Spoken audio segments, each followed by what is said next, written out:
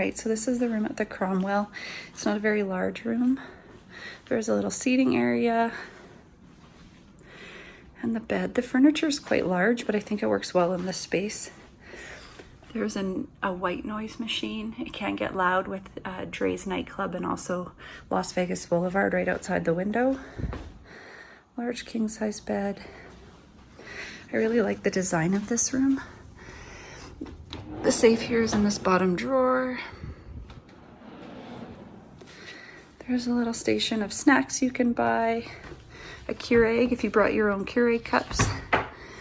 And a mini bar. Of course, those are really expensive. A flat screen TV. Another little chair.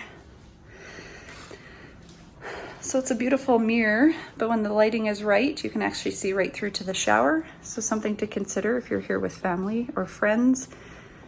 Not a lot of privacy. There's an armoire with the luggage rack.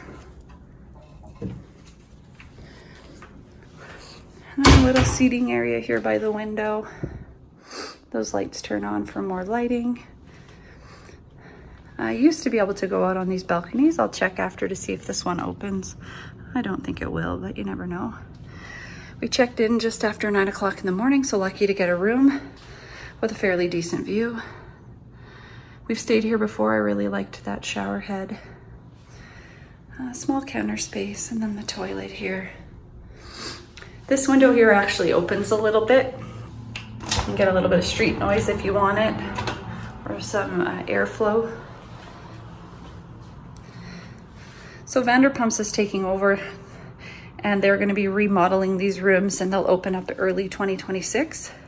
These rooms definitely show some wear and age, and definitely lack some basic maintenance, in my opinion. That was based on our stay in 2023.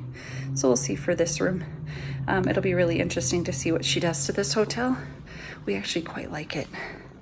All right, so that is a view of the room. It's on the 5th floor at the Cromwell in Las Vegas.